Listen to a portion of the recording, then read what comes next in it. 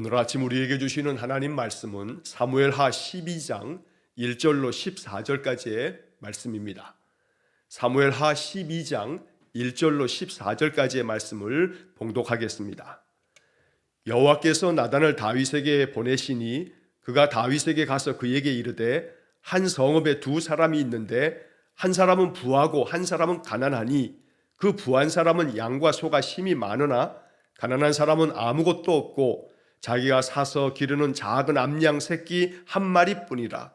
그 암양 새끼는 그와 그의 자식과 함께 자라며 그가 먹는 것을 먹으며 그의 잔으로 마시며 그의 품에 누움으로 그에게는 딸처럼 되었거늘 어떤 행인이 그 부자에게 오매 부자가 자기에게 온 행인을 위하여 자기의 양과 소를 아끼어 잡지 아니하고 가난한 사람의 양 새끼를 빼앗아다가 자기에게 온 사람을 위하여 잡았나이다 하니 다윗이 그 사람으로 말미암아 노하여 나단에게 이르되 여호와의 살아계심을 두고 맹세하노니 이 일을 행한 그 사람은 마땅히 죽을 자라.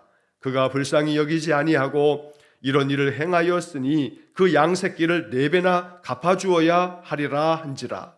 나단이 다윗에게 이르되 당신이 그 사람이라.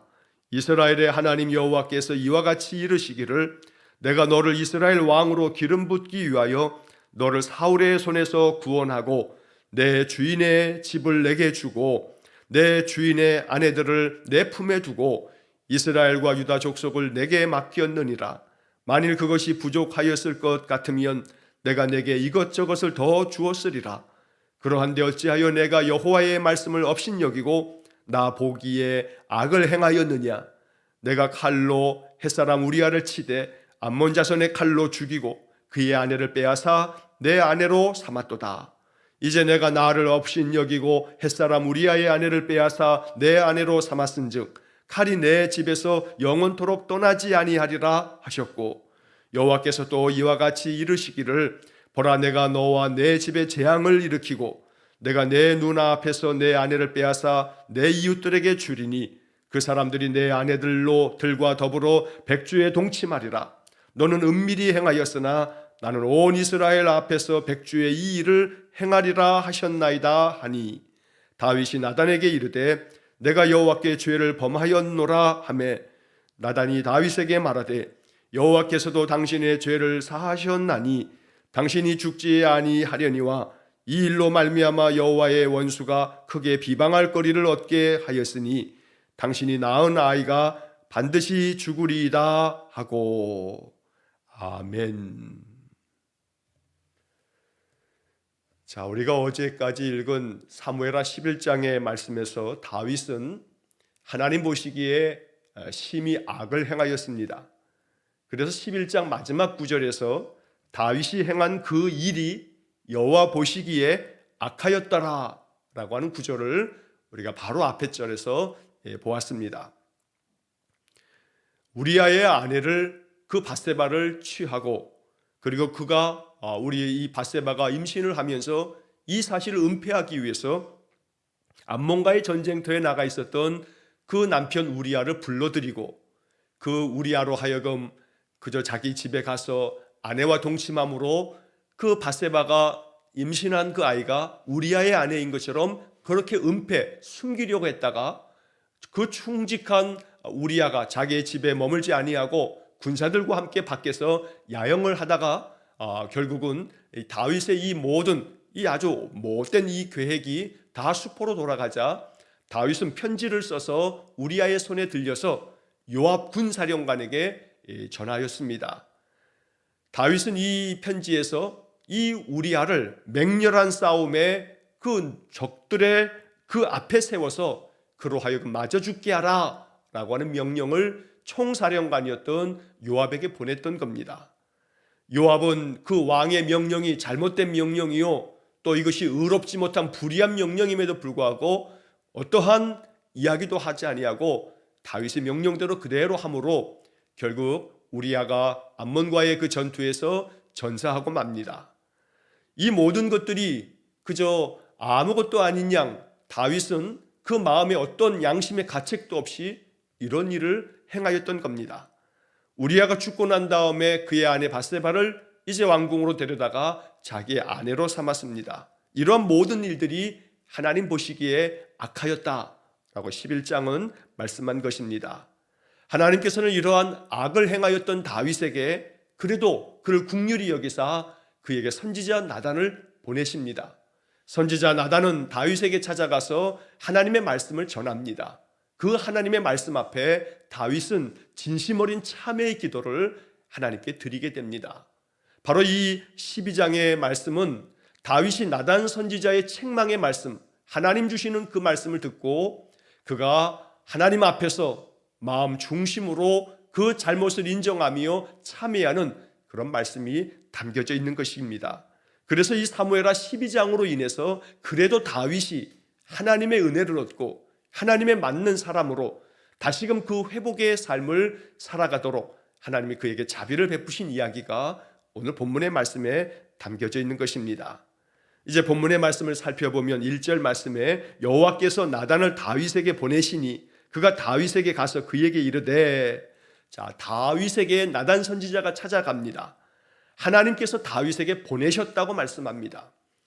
여호와께서 다윗에게 나단 선지자를 보내셨다라고 하는 이 말씀을 우리가 잘 묵상할 필요가 있습니다. 하나님께서는 지금도 끊임없이 우리에게 말씀하시기 위해서 주의 일꾼들을 보내시는 겁니다. 목사를 통해서도 하나님의 말씀이 전하여질 뿐만 아니라 우리가 인생의 삶을 살다 보면 하나님께서는 여러 가지 방법으로 나로 하여금 깨달을 수 있도록, 하나님의 마음을 알아차릴 수 있도록 내 생각에 하나님의 마음을 담아주시고, 또 주변의 여러 가지 일들을 통해서 하나님께서 나에게 깨닫게 하시기를 원하시는 그 하나님의 마음이 무엇인지를 우리의 마음속에 들려주신다는 겁니다. 그래서 사람을 통해서, 사람의 입을 통해서 전하여지는 하나님의 말씀이 있고, 또 나의 삶의 여러 가지 일들을 통해서 하나님이 내 마음 가운데 깨닫도록 가르쳐 주시는 하나님의 깨달음이 마음속에 생각난다는 겁니다. 이것이 바로 하나님께서 내게 말씀하시는 방법들 중에 하나다라고 하는 것을 우리가 마음 가운데 기억하면 좋겠습니다. 자, 하나님께서 나단 선지자를 다윗에게 보내서 하나님 말씀을 전합니다. 그런데 이 나단 선지자는 절대 군주인 다윗에게 하나의 비유의 말씀을 전하면서 다윗이 깨닫기를 바랐던 것입니다. 자, 한 성읍에 두 사람이 있는데 한 사람은 부자고 한 사람은 가난합니다. 자, 이 부한 사람, 이 부자는 양과 소가 참 많습니다. 그러나 가난한 사람은 아무것도 없이 그저 자기가 사서 기르고 있는 그냥 작은 암양 새끼 한 마리가 있었을 뿐입니다. 이 작은 암양 새끼를 자기의 자식처럼, 자기의 딸처럼 그렇게 여기면서 이 암양 새끼를 키웠던 겁니다. 자, 그런데 어느 날 어떤 사람이 이 부자의 집을 방문하게 됩니다. 부자는 손님을 대접하는 것이 그 당시의 모든 관습이었기 때문에 이 손님을 대접하기 위해서 자기 집에 있는 많은 양과 소를 그냥 그대로 내버려 두고 그저 이 가난한 사람에게 있는 암양 새끼 하나를 빼앗아다가 이것을 가지고 자기 집에 찾아온 손님을 대접했다는 겁니다. 자, 이러한 이야기가 4절까지 쭉 기록되어져 있습니다. 자, 5절의 말씀에서 다윗이 이 이야기를 듣고 다윗이 그 이야기 속에 등장하고 있는 이 부자의 행한 일을 보면서 마음에 노하였다고 5절에 기록되어 있습니다. 다윗이 그 사람으로 말미암아 노하여 나단에게 이르되 여호와의 살아계심을 두고 맹세하노니 이 일을 행한 그 사람은 마땅히 죽을 자라. 그가 불쌍히 여기지 아니하고 이런 일을 행하였으니 그 양 새끼를 4배나 갚아주어야 하리라 한지라. 자, 다윗은 나단 선지자가 이러한 이야기를 할 때 그 부자가 가난한 사람의 그 암양 새끼 하나를 빼앗았다는 이것이 그저 인간적으로 그럴 수 없다는 그런 마음의 분노함으로 그 사람은 정말로 마땅히 죽을 자고 그 가난한 자에게 암양 새끼를 4배나 갚아야 될 것이라 라고 이렇게 이야기를 했던 겁니다. 자, 다윗의 이러한 반응은 나단 선지자가 전하여 주고자 했던 이 말씀을 다윗이 정말로 잘 바르게 알아차린 것입니다. 그래서 이 나단 선지자는 다윗에게 이렇게 말하고 있는 다윗에게 아주 즉각적이고 직설적으로 그 다음 말씀을 전합니다. 7절의 말씀에 나단이 다윗에게 이르되 당신이 그 사람이라. 당신이 바로 지금 당신이 말하고 있는 마땅히 그 사람은 죽을 자라 라고 했던 그 부자, 바로 그 마땅히 죽을 자 그 사람이 바로 당신이다 라고 선지자 나단은 다윗 왕에게 이야기했던 겁니다. 어찌 보면 나단은 이렇게 말하고 난 다음에 다윗이 진노하여 이 나단을 갖다가 잡아다가 감옥에 가두고 이를 쳐 죽여라 라고 한다면 어찌할 힘 없이 그냥 죽을 수밖에 없는 그러한 상황입니다. 그러나 나단은 다윗에 대해서 당신이 바로 당신 스스로가 말한 마땅히 죽을 그 사람 바로 당신의 이야기다 라고 이렇게 용기 있게 왕에게 말했던 겁니다. 왕의 불의함을, 왕의 잘못됨을, 잘못하면 자기가 죽을 수 있음에도 불구하고 나단은 용기를 가지고 이것이 여호와의 말씀이라 하면서 다윗에게 전하였던 것입니다. 이것이 바로 나단 선지자의 아주 왕에 대한 충성된 마음일 것입니다. 우리가 앞에 11장에서 보았던 다윗의 군사령관이었던 다윗의 군대 장관 이 요압은 왕이 잘못된 것을 명령했을 때 그저 아무 말 없이 왕의 그 불의함을 그저 동조하면서 따랐습니다. 이것은 올바른 충성됨이 아니었던 겁니다. 왕이여 왜 우리아를 이렇게 해 죽음의 사지로 내몰려고 하십니까? 이유가 무엇입니까? 이것은 의롭지 못한 일입니다 라고 이렇게 왕에게 고언을 아끼지 말았어야 했던 것입니다. 자, 나단 선지자는 하나님의 말씀을 다윗에게 전하면서 이렇게 용기 있게 어쩌면 자기가 죽을 수 있음에도 불구하고 당신이 바로 그 사람이라고 말하면서 이제 하나님의 말씀을 이 다윗 왕에게 그대로 다 전하게 됩니다. 이스라엘의 하나님 여호와께서 이와 같이 이르시기를 내가 너를 이스라엘 왕으로 기름 붓기 위하여 너를 사울의 손에서 구원하고 내 주인의 집을 내게 주고 내 주인의 아내들을 내 품에 두고 이스라엘과 유다 족속을 다 너에게 맡겼다 라고 하나님의 말씀을 전하십니다. 하나님께서 다윗에게 기름을 부으시고 그의 왕 사울의 집의 모든 것들을 다 너에게 맡겨주지 않았느냐 하나님 말씀하시는 겁니다. 자, 그러면서 그 다음에 8절에 그 하반절에 보면 이렇게도 말씀합니다. 만일 그것이 부족하였을 것 같으면, 내가 너에게 주었던 모든 것들이 너에게 부족하였을 것 같으면 내가 너에게 이것저것을 더 주었으리라. 너가 무엇이 부족해서 이러한 악을 행하였느냐고 선지자 나단을 통해서 하나님께서 책망하신 것입니다. 내가 아내가 있고 네가 많은 첩들을 두었고 너에게는 많은 여인들이 있건만 네가 무엇이 부족하여 우리아의 아내 바세바를 그렇게 악하게 범하였느냐고 하나님 말씀하고 계시는 겁니다. 만일 그것이 너에게 부족한 것이었다면 그러면 내가 너에게 이것도 저것도 다 주지 않았겠느냐. 자, 중요한 것은 이제 9절의 말씀입니다. 그러한데 어찌하여 내가 여호와의 말씀을 업신여기고 나 보기에 악을 행하였느냐. 어찌하여 네가 여호와의 말씀을 업신여기고 나 보기에 악을 행하였느냐. 오늘 이 나단 선지자의 이 말씀은 다윗의 마음에 아주 뼈아프게 이 말씀이 들려왔습니다. 여호와의 말씀을 업신여긴 것이라고 선지자 나단은 다윗 왕에게 이렇게 아주 직설적으로 다윗 왕의 이 허물과 죄를 말씀하였던 것입니다. 이 업신여기고라고 하는 이 말씀을 새번역 성경에서는 가볍게 여기고 이렇게 번역을 했습니다. 다윗이 바세바를 범한 것뿐만 아니라 그의 남편 우리아를 전장터에 일부러 적군의 맨 앞에 세워서 그저 그들에게 죽게끔 만든 이 모든 일들은 여호와의 말씀을 업신여기고 가볍게 여긴 것이라고 말씀하고 있는 것입니다. 그래서 네가 칼로 햇사람 우리아를 치되 암몬 자손의 칼에 죽이고 그의 아내를 빼앗아 내 아내로 삼았도다. 이처럼 나단 선지자는 다윗의 모든 죄를 그저 그대로 다 드러내서 다윗에게 하나님 말씀을 전하였던 것입니다. 자, 이어지는 10절 말씀에 이제 내가 나를 업신여기고 햇사람 우리아의 아내를 빼앗아 내 아내로 삼았은즉 칼이 내 집에서 영원토록 떠나지 아니하리라. 이것이 하나님의 심판의 말씀입니다. 네가 나를 업신여겼다. 여호와의 말씀을 업신여기고 이렇게 햇사람 우리아의 아내를 빼앗고 그리고 그 우리아를 쳐서 죽이도록 그 전장터에 가장 그 앞에 앞세웠으니 이제는 칼이 너의 집에서 영원토록 떠나지 아니할 거라고 하나님 말씀하고 계시는 겁니다. 자, 이 말씀으로 인하여 이제 우리가 12장을 다 읽고 난 다음에 13장부터 보면 다윗의 집안에 찾아오는 많은 괴로움들이 이제 겹겹이 나오게 됩니다. 다윗이 이 일로 말미암아 하나님께서 이 10절의 말씀에서 그에게 책망하시며 칼이 내 집에서 영원토록 떠나지 아니하리라.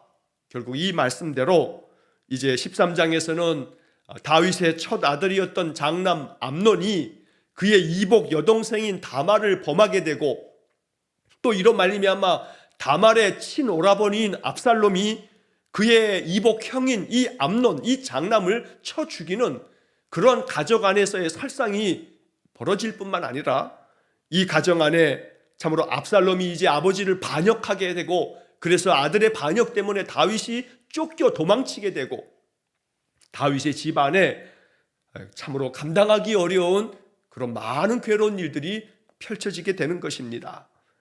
다윗의 그 모든 자손들이 남유다를 계속 이어가면서 그 나라가 하나의 왕조를 계속 이루기는 했지만, 그러나 하나님께서 이 다윗의 집이 참으로 결국에 가서는 바벨론에 멸망당하는, 그래서 하나님 앞에 온전히 돌아오지 아니했을 때 하나님께서 그들을 어떻게 다스리는지 이 성경을 통해서 다윗에게 이미 말씀하였던 것입니다.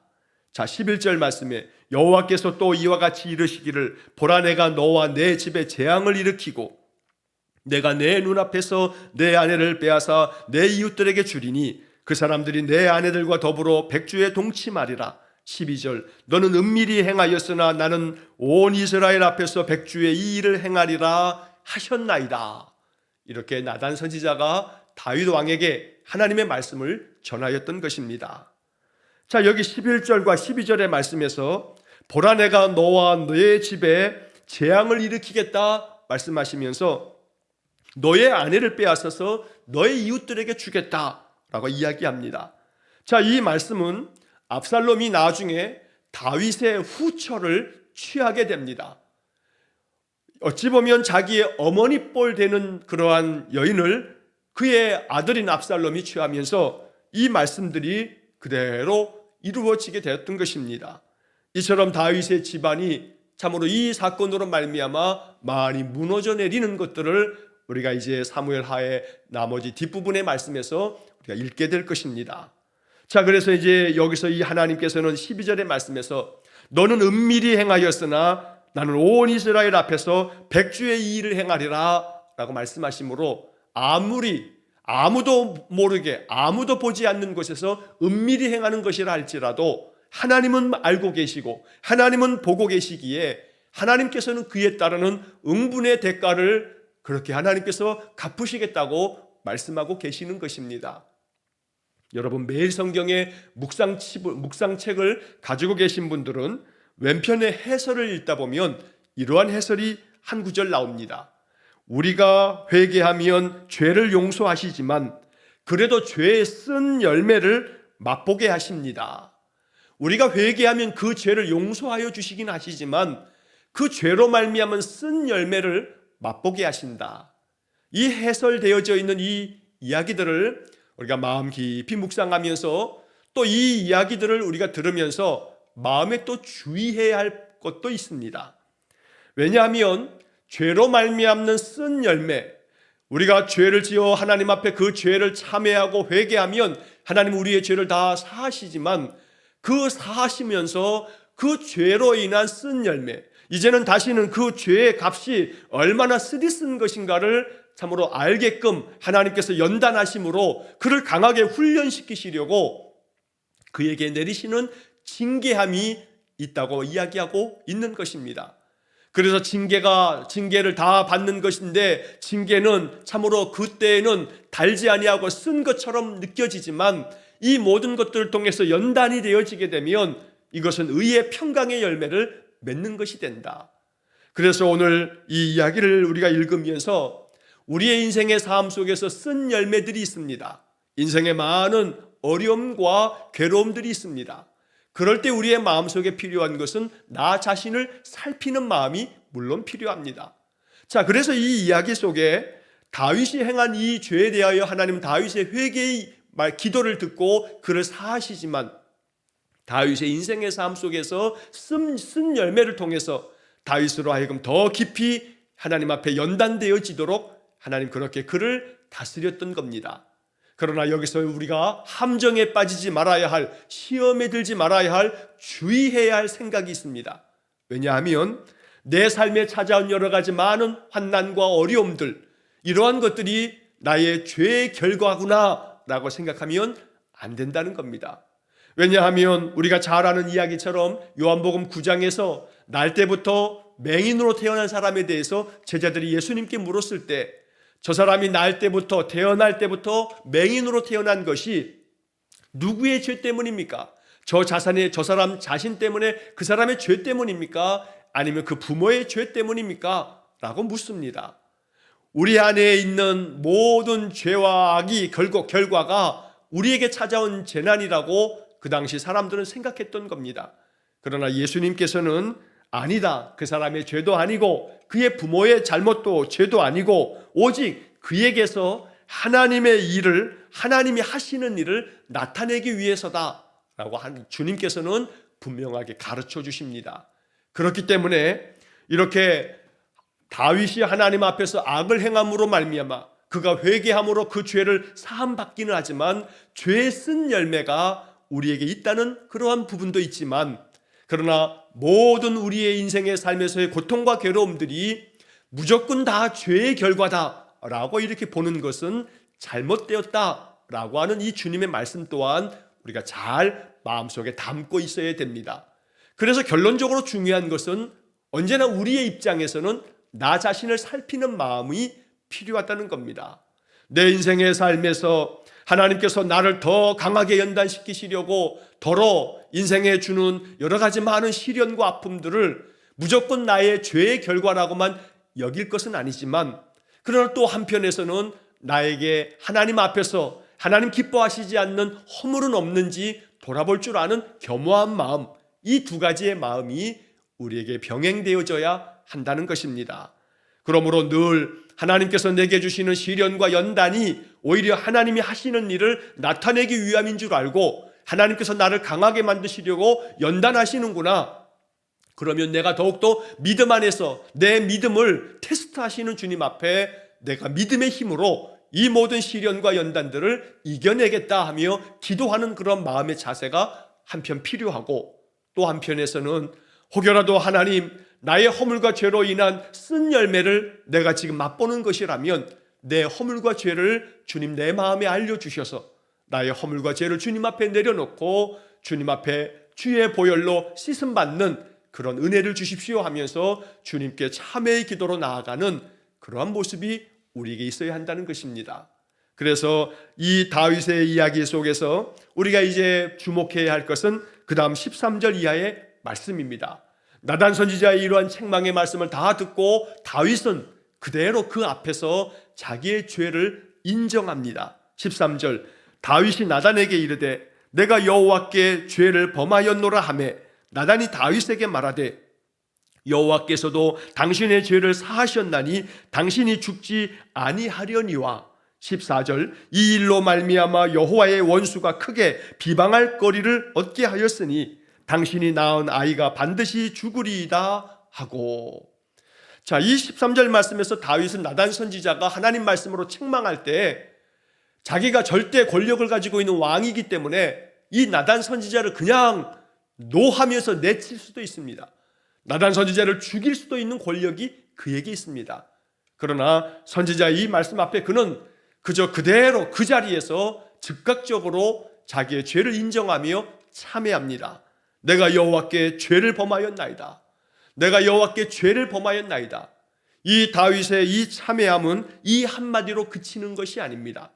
여기 사무엘하 12장의 말씀에서는 13절에 내가 여호와께 죄를 범하였노라 한마디만 이렇게 나와 있는 것 같지만, 다윗은 이 사건으로 말미암아 나단 선지자의 책망 앞에서 하나님 앞에 정말 간절한 참회의 기도를 드렸던 겁니다. 그것이 바로 시편 51편의 말씀입니다. 여러분 오늘 이 말씀을 묵상하고 난 다음 꼭 시편 51편의 말씀을 찾아서 읽어보시기 바랍니다. 시편 51편의 말씀은 다윗이 밧세바 사건으로 말미암아 선지자 나단이 자기에게 찾아와서 책망하셨을 때 그 책망의 말씀을 듣고 다윗이 참회하면서 기도했던 참회 기도의 내용이 바로 시편 51편의 말씀입니다. 시편 51편의 말씀 중에 몇 구절을 제가 한번 읽어보면 이렇습니다. 시편 51편 2절의 말씀, 나의 죄악을 맑게 씻으시며 나의 죄를 깨끗이 제하소서. 3절, 물은 나는 내 죄가를 아오니 내 죄가 항상 내 앞에 있나이다. 7절, 우슬초로 나를 정결하게 하소서. 내가 정하리이다. 나의 죄를 씻어주소서.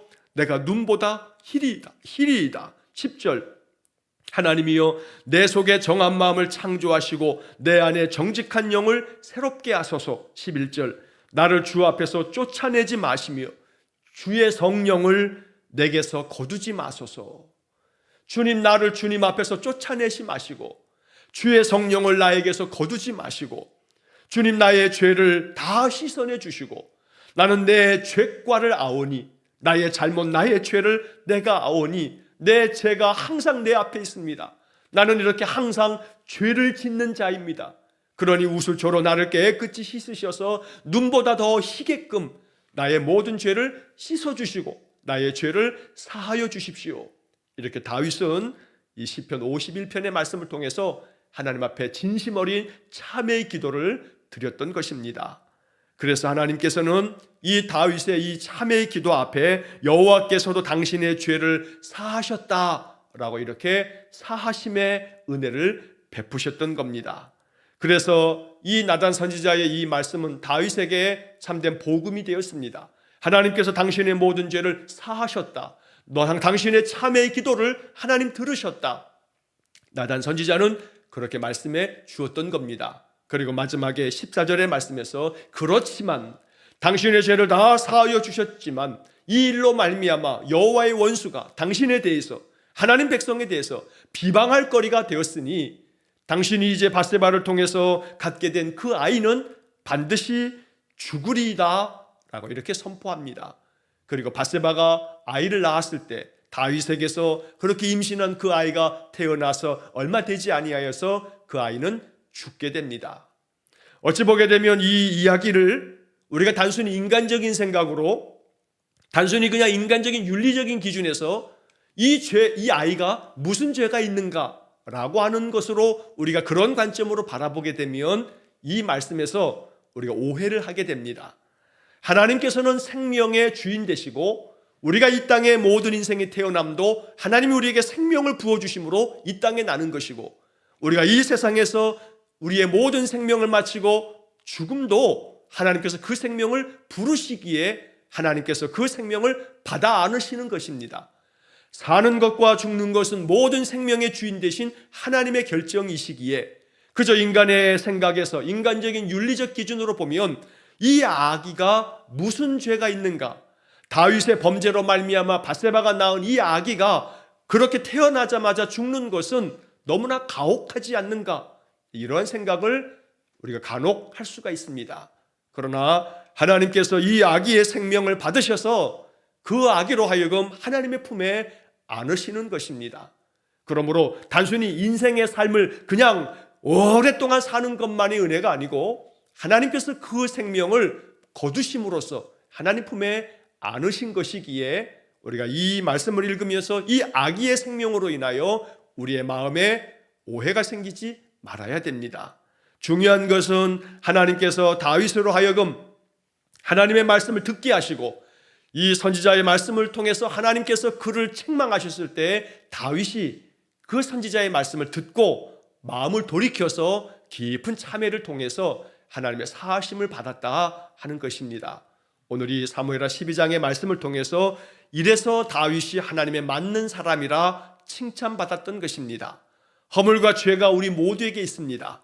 그것이 심하냐 심하지 않으냐, 크냐 작으냐의 문제이지만 그러나 하나님 앞에서 크든 작든 모든 죄는 그냥 죄일 뿐입니다. 중요한 것은 죄 가운데 빠지더라도 이것이 결코 여호와의 말씀을 업신여기고 가볍게 여기는 것이 되지 않으려면 하나님께로 돌아오라 하는 주님의 말씀 앞에 순종하는 것입니다. 언제나 하나님께로 돌아와 하나님의 말씀을 가볍게 여기지 아니하고 그 말씀 따라서 하나님 앞에 참된 마음으로 회개하며 하나님의 뜻을 다시금 받들어 살아갈 때 하나님의 은혜가 회복되는 것입니다. 다윗의 인생의 삶에서 다시금 회복의 은혜를 주시는 그 하나님의 은혜를 우리 마음 깊이 사모하며 우리의 허물과 우리의 죄과를 돌아보면서 하나님 앞에 참회하고 하나님 주시는 은혜가 우리의 삶 속에 흘러넘치기를 주의 이름으로 간절히 축원합니다. 기도하겠습니다. 자비로우신 아버지 하나님, 큰 죄 가운데 빠져 하나님 앞에서 큰 심판을 받아야 할 다윗이었지만 선지자 나단의 이 책망의 말씀 앞에 여호와의 말씀으로 여겨 다윗이 그 모든 죄가를 인정하고 참회하였던 것을 오늘 사무엘하 12장을 통해서 읽게 됩니다. 주님, 이 말씀 묵상하면서 우리의 죄과를 돌아보게 하시고 우리의 허물을 주님 앞에 고백하며 죄사함 받기를 구할 때마다 주님, 우리의 마음 진심으로 주님 앞에 고하는 우리의 모든 회개의 기도를 들으시고 우리의 죄를 다 사하실 뿐 아니라 우리의 인생의 삶에 다시금 회복의 은혜를 주셔서 정직한 영을 새롭게 하시고 주의 성령을 거두지 마시고 주님 우리에게서 떠나지 마시고 주의 자비하신 은총을 우리에게 충만하게 내려 주옵소서. 오늘 한 날도 늘 말씀을 마음 가운데 새기며 말씀의 힘으로 살아갈 수 있도록 날마다 우리 성도들을 굳건한 믿음으로 지켜 주옵소서. 예수님 거룩하신 이름으로 기도하옵나이다. 아멘. 우리 구주 예수 그리스도의 은혜와 하나님 아버지의 극진하신 사랑과 성령의 교통하심이 날마다 나의 허물과 죄를 돌아보며 하나님 앞에 진심으로 참회함으로 하나님의 자비하심으로 더 사함을 얻고 인생의 삶이 다시금 회복되어 더 큰 은혜를 얻기를 소원하며 기도하는 머리 숙인 귀한 성도들 위해와 저들 가정과 온 가족들 위해 우리 성도들의 모든 인생의 삶 속에 영원토록 함께 하시길 축원하옵나이다. 아멘.